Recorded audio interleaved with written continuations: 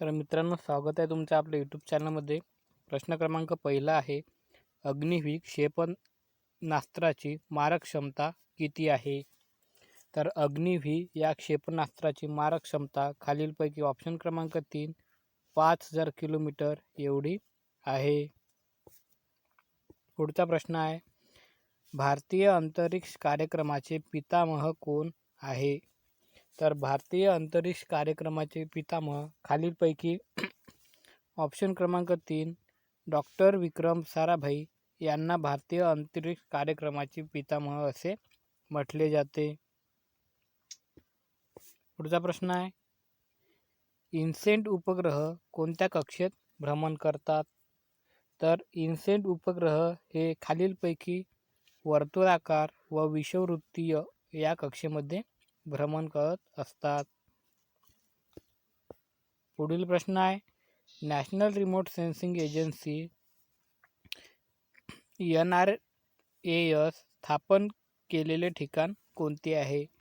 म्हणजे national remote sensing एजन्सीचे स्थापन केलेले ठिकाण कोणते आहे? तर खालीलपैकी ऑप्शन क्रमांक 3 हैदराबाद हे ते ठिकाण आहे. पुढील प्रश्न आहे, नॅनो तंत्रज्ञानामध्ये वापरल्या जाणाऱ्या ज्या कणांचा आकार मोजण्यासाठी हे स्केल वापरली जाते? तर नॅनो तंत्रज्ञानामध्ये वापरल्या जाणाऱ्या कणांचा आकार मोजण्यासाठी जे स्केल वापरले जाते तर ते खालीलपैकी नॅनोमीटर ही स्केल ती वापरली जाते. पुढचा प्रश्न आहे, आपत्ती व्यवस्थापनाकरिता कोणत्या उपग्रहाचा उपयोग करण्यात येतो? तर आपत्ती व्यवस्थापनाकरिता खालीलपैकी ऑप्शन क्रमांक 2 इनसॅट या उपग्रहाचा वापर करण्यात येतो. पुढचा प्रश्न आहे, भारत विकसित करीत असलेले दृष्टिपल्ल्या पलीकडील क्षेपणास्त्र कोणते? तर खालीलपैकी ऑप्शन क्रमांक 2 अस्त्र हे उपग्रह भारत विकसित करीत आहे, जे की दृष्टिपल्ल्या पलीकडील क्षेपणास्त्र आहे. मित्रांनो, चालू लेक्चरचे आपले PDF करिता ह्या टेलिग्राम चॅनलची QR आहे तो स्कॅन करू शकता किंवा @NKG अकॅडमी हे टाईप करून तुम्ही टेलिग्राम चॅनल जॉईन करू शकता. पुढील प्रश्न आहे, अणुशक्ती आयोगाची स्थापना केव्हा झाली? तर अणुशक्ती आयोगाची स्थापना ऑप्शन क्रमांक 2 1948 या साली झाली. पुढील प्रश्न आहे, जमिनीवरून हवेतील लक्ष्याचा वेध घेऊ शकणारे क्षेपणास्त्र कोणते आहे? तर खालीलपैकी ऑप्शन क्रमांक 3 त्रिशूल हे क्षेपणास्त्र जमिनीवरून हवेतील लक्ष्याचा वेध घेऊ शकणारे क्षेपणास्त्र आहे. पुढचा प्रश्न आहे, 1988 मध्ये डॅश येथे रिमोट सेन्सिंग ॲप्लिकेशन सेंटरची स्थापना करण्यात आली. तर 1988 मध्ये खालीलपैकी ऑप्शन क्रमांक 4 नागपूर या ठिकाणी रिमोट सेन्सिंग ॲप्लिकेशन सेंटरची स्थापना करण्यात आली. पुढील प्रश्न आहे, इंडियन स्पेस रिसर्च ऑर्गनायझेशन म्हणजे इस्रोची स्थापना केव्हा करण्यात आलेली आहे? तर इस्रोची स्थापना ही खालीलपैकी ऑप्शन क्रमांक 2 1969 या साली करण्यात आली. पुढील प्रश्न आहे, भूस्थिर कक्षेत फिरणाऱ्या उपग्रहाला पृथ्वीभोवती एक फेरी पूर्ण करण्यासाठी किती कालावधी लागतो? तर भूस्थिर कक्षेत फिरणाऱ्या उपग्रहाला पृथ्वीभोवती एक फेरी पूर्ण करण्यासाठी ऑप्शन क्रमांक 1 24 तास एवढा कालावधी लागतो. पुढचा प्रश्न आहे, भारतीय उपग्रह अंतरिक्षमध्ये बहुतांशी कोणत्या स्तरावरून सोडण्यात आलेले आहे? तर भारतीय उपग्रह हे खालीलपैकी ऑप्शन क्रमांक 2 सतीश धवन अंतरिक्ष केंद्र या केंद्रावरून अंतराळामध्ये सोडण्यात आलेले आहे. पुढचा प्रश्न आहे, स्मार्ट ही संस्था कशाशी संबंधित आहे? तर स्मार्ट ही संस्था खालीलपैकी ऑप्शन क्रमांक 3 क्षेपणास्त्राशी संबंधित असलेली ती संस्था आहे. पुढील प्रश्न आहे, मिसाईल वुमन अग्निपुत्री कोणास म्हटले जाते? तर खालीलपैकी ऑप्शन क्रमांक 3 डॉक्टर टेसी थॉमस यांना मिसाईल वुमन किंवा अग्निपुत्री असे संबोधले जाते.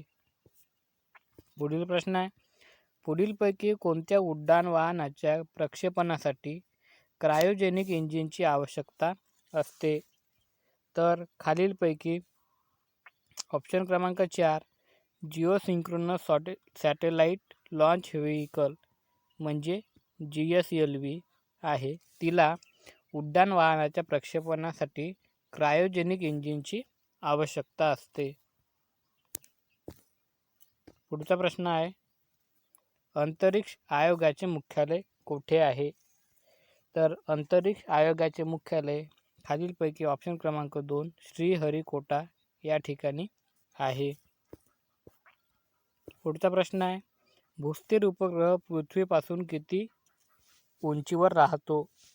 तर भूस्थिर उपग्रह हा पृथ्वीपासून खालीलपैकी ऑप्शन क्रमांक 4 3600 किलोमीटर एवढ्या उंचीवर तो राहतो. पुढचा प्रश्न आहे, क्रायोजेनिक तंत्रज्ञान खालीलपैकी कशाशी निगडित आहे? तर क्रायोजेनिक तंत्रज्ञान हे खालीलपैकी ऑप्शन क्रमांक 3 उपग्रह प्रक्षेपण याशी निगडित आहे. पुढील प्रश्न आहे, भारताने चंद्रयान मोहिमेद्वारे चंद्रावर खालीलपैकी जगात सर्वप्रथम काय आहे हे सिद्ध केले? तर भारताने चंद्रयान मोहिमेपैकी चंद्रावर खालीलपैकी ऑप्शन क्रमांक 4 पाणी आहे, चंद्रावर पाणी आहे असे जगात सर्वप्रथम भारताने सिद्ध केलेले आहे. पुढील प्रश्न आहे, भारत विकसित करीत असलेले आंतरखंडीय बॅलिस्टिक क्षेपणास्त्र कोणते? तर खालीलपैकी ऑप्शन क्रमांक 1 पृथ्वी हे भारत विकसित करीत असलेले आंतरखंडीय बॅलिस्टिक क्षेपणास्त्र आहे. पुढचा प्रश्न आहे, इंडियन सायंटिफिक सॅटेलाइट प्रोजेक्ट कुठे आहे? तर Indian scientific satellite project option क्रमांक 2 बेंगळुरू या ठिकाणी आहे. पुढील प्रश्न आहे, भौगोलिक संदर्भ डिजिटल नकाशा हा डॅशचा महत्त्वपूर्ण घटक आहे. तर भौगोलिक संदर्भ किंवा डिजिटल नकाशा हा खालीलपैकी ऑप्शन क्रमांक 1 GPS एक महत्त्वपूर्ण घटक आहे. GPS म्हणजे काय? तर ग्लोबल पोझिशनिंग सिस्टीम. पुढील प्रश्न आहे, आर्यभट्ट हा पहिला भारतीय उपग्रह अवकाशात केव्हा सोडण्यात आला?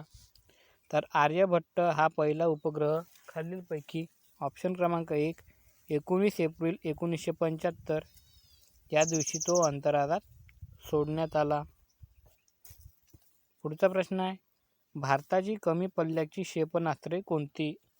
तर खालीलपैकी ऑप्शन क्रमांक 3 पृथ्वी व त्रिशूल ही भारताची कमी पल्ल्याची क्षेपणास्त्रे आहेत. पुढचा प्रश्न आहे, आंतरराष्ट्रीय मत्स्य व्यवसाय कोणत्या जिल्ह्यात जास्त चालतो? तर आंतरराष्ट्रीय मत्स्य व्यवसाय खालीलपैकी ऑप्शन क्रमांक 2 रत्नागिरी या जिल्ह्यामध्ये सगळ्यात जास्त चालतो. पुढचा प्रश्न आहे, दुधाच्या पाश्चरीकरणाच्या प्रक्रियेत खालीलपैकी कोणत्या जीवनसत्वाचा नाश होतो? तर दुधाच्या पाश्चरीकरणाच्या प्रक्रियेमध्ये खालीलपैकी ऑप्शन क्रमांक बी जीवनसत्व ब चा नाश होत असतो. पुढचा प्रश्न आहे, पाश्चरायझेशन पद्धत 1895 मध्ये कोणत्या शास्त्रज्ञाने शोधून काढली? तर खालीलपैकी ऑप्शन क्रमांक 3 लुईस पाश्चर या शास्त्रज्ञाने पाश्चरायझेशन पद्धत ही 1895 मध्ये शोधून काढलेली आहे. पुढचा प्रश्न आहे, राष्ट्रीय पशुधन अभियान कोणत्या वर्षी सुरू करण्यात आला? तर राष्ट्रीय पशु अभियान हा 2014-15 या साली सुरू करण्यात आला.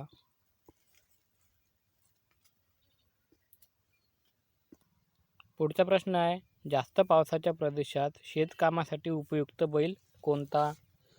तर जास्त पावसाच्या प्रदेशात खालीलपैकी ऑप्शन क्रमांक बी खिल्लार बैल हा उपयुक्त आहे. पुढचा प्रश्न आहे, गाईचा चीक विशेषतः या जीवनसत्वामध्ये समृद्ध असते.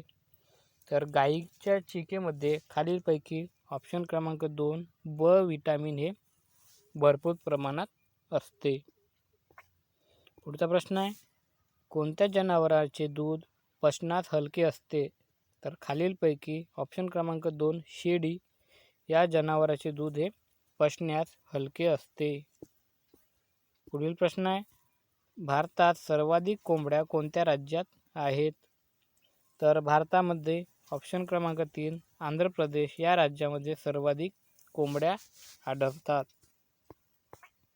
पुढचा प्रश्न आहे, कोणत्या पशुस वाळवंटातील जहाज असे म्हणतात? तर खालीलपैकी ऑप्शन क्रमांक 2 उंट या प्राण्यास वाळवंटातील जहाज असे म्हणतात. पुढचा प्रश्न आहे, गोदावरी मराठवाडा पाटबंधारे विकास महामंडळ कोठे आहे?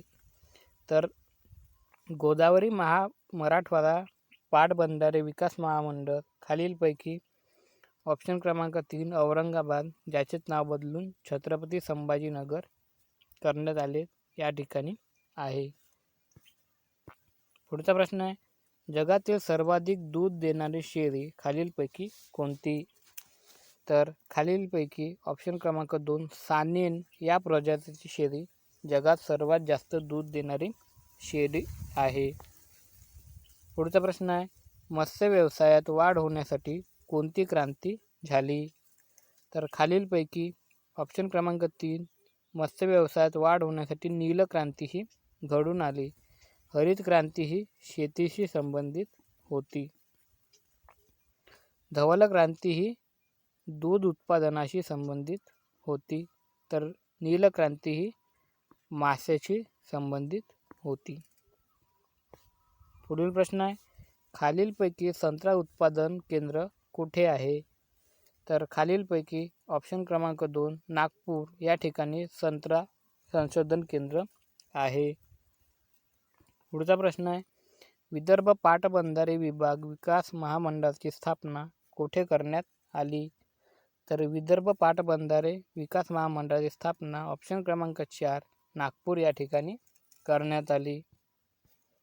पुढचा प्रश्न आहे, मोहाच्या झाडाच्या डॅश डॅश गावठी दारू बनते? तर मोहाच्या झाडाच्या फुलांपासून गावठी दारू ही बनत असते. पुढील प्रश्न आहे, भारतातील हरित क्रांती केव्हा झाली? तर भारतातील हरित क्रांती ही ऑप्शन क्रमांक 4 1965-66 मध्ये घडून आली. पुढचा प्रश्न आहे, जागतिक हरित क्रांतीचे जनक कोण आहेत? तर जागतिक हरित क्रांतीचे जनक हे डॉक्टर नॉर्मन बोरलॉग हे आहे.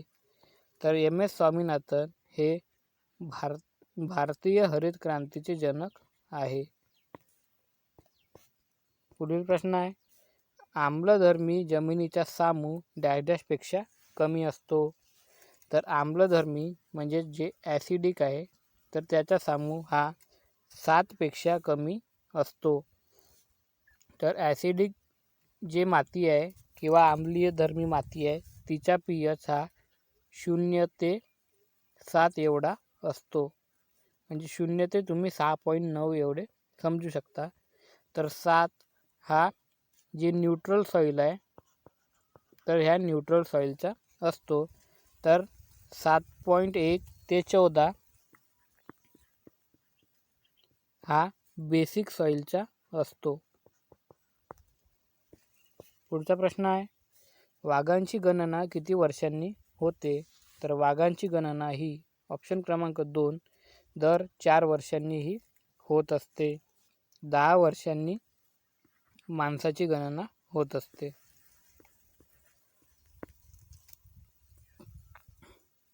आणखी जी पशुगणना आहे, तर ती पशुगणना दर 5 वर्षांनी होत असते. पुढचा प्रश्न आहे, भारतात एकूण किती हवामान विभाग आहेत?